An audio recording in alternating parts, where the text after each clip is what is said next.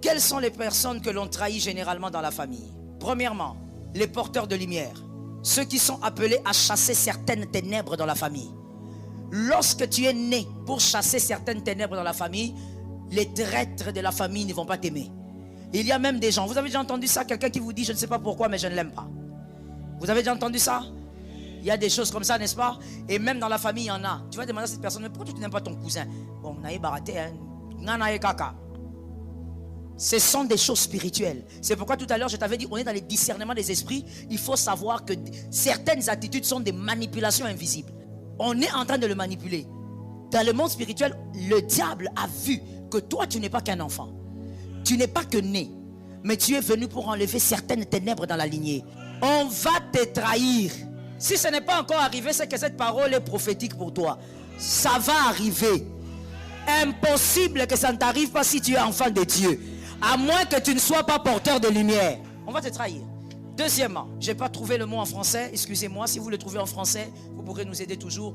Les self-made man. Les self-made man, ce sont les personnes qui se fabriquent elles-mêmes. Ceux qui frayent un chemin seuls, sans l'aide des membres de famille. Il y a des hommes et des femmes comme ça. Ce sont des gens qu'on trahit aussi. Les self-made man, ils frayent le chemin eux-mêmes. Ils frappent le roc pour passer. Quelqu'un pour lui donner comme ça $1000, il n'existe pas. Il est dans une famille où les gens sont bien, mais personne ne lui a donné comme ça $300. Lui-même doit se casser la tête et trouver ça. Ces gens-là sont trahis. Candidats à la trahison, parce que ce sont des gens qui dérangent le diable dans une famille. Ce sont des hommes qui n'auront pas besoin de quémander pour aller de l'avant. Vous savez, quand vous n'avez pas besoin de quémander pour aller de l'avant, vous n'allez pas haïr les hommes. Quand quelqu'un évolue, il évolue. Quand il bâtit sa maison, c'est sa maison. Toi, tu sais que tu te bats seul et tu avances. Ton cœur est déjà auto-protégé. Troisièmement, les porteurs de vases. Quand je cite comme ça, ça ne veut pas dire qu'ils sont des gens différents. C'est la même personne qui peut avoir tout ça.